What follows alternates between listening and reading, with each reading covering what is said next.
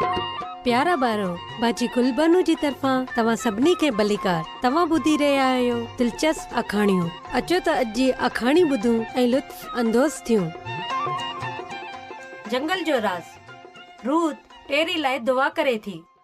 Margaret मामी, रुबिंजर साहिब जी दाल मूंखे सॾियो आहे ऐं चयो आहे त मां उन्हनि जे ॿारनि खे हफ़्ते जे ॾींहुं पाण सां गॾु घुमण वठी वञा। छा मां वञी सघां थी? महिरबानी करे हा कजो। मुंहिंजे ख्याल में इहे थी ना सघंदो। मूं मूलर साहब जी ज़ाल सां वाइदो कयो आहे त तूं उन्हनि जे बाइटी सां खेॾंदे। पर मां ही करण नथी चाहियां। मूंखे हू तमामु ख़राब लॻे थी। मां उते वेंदसि जिते मुंहिंजो दिलि चाहींदो। रूथ, पंहिंजे कमरे में वञ।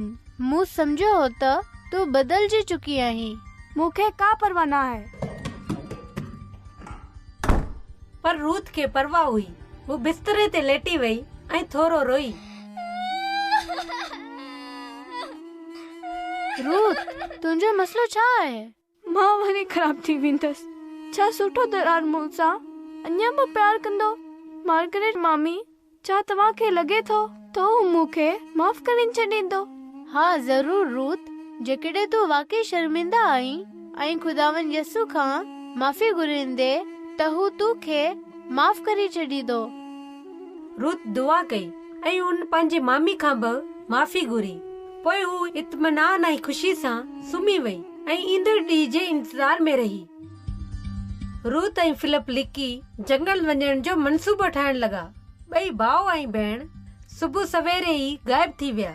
घाटे वण में संदसि ठहियल जुगी बिल्कुलु ईअं लॻी रही हुई जीअं इहा हमेशा सां हुई। फिलिप रिड़े अंदर गिड़ी वियो, पर हू जल्दी ॿाहिरि निकिरी आयो। अंदर को आहे? ॿाहिरि निकिरो, हिन वक़्तु ही असांजी जुगी आहे। मूंखे अवां जी बेकार जुगी न खपे। मां उन खां बि बहितर ठाहे सघां थो। हिकु छोकिरो पुराणी शर्ट ऐं फाटल पैंट पातल रिड़े ॿाहिरि निकितो। संदसि उमिरि अटकल 10 साल हुई। फिलिप ऐं रूथ खे हू सुठो लॻण लॻो। टेरी उन्हनि जो बहितरीन दोस्त बणिजी वियो। हुननि खेसि पंहिंजी टोली में शामिल कयो ऐं हुन खे जंगल जा केतिरा ई ॿुजा राज़ ॿुधाया। हू बंदर वांगुरु मथे पे चढ़ी सघंदो हो। को बि वण उन लाइ वधीक ऊंचो ना हो। बी टेरी, अॻिते न वध, इहा टारी तमामु कमज़ोर आहे। पोइ इहा टुटी वई ऐं टेरी ज़मीन ते किरी पियो। हू उते ई पियो हो ऐं हुन लाइ मुश्किल हुई। रूथ, मुंहिंजे ख्याल में इहा अञा ज़िंदा आहे। तूं हिन वटि रह ऐं मां वञी मदद वठी अचां थो। रूथ खे टेरी लाइ डपु थी रहियो हो ऐं हुन दुआ कई, खुदावन यसू, महिरबानी करे टेरी खे मरण न ॾियो।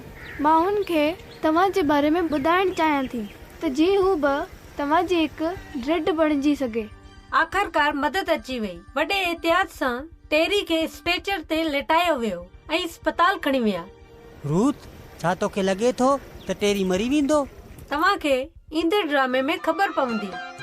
ठीकु आहे ॿारो, हाणे बाजी गुलबानो खे इजाज़त ॾियो। ख़ुदा हाफ़िज़।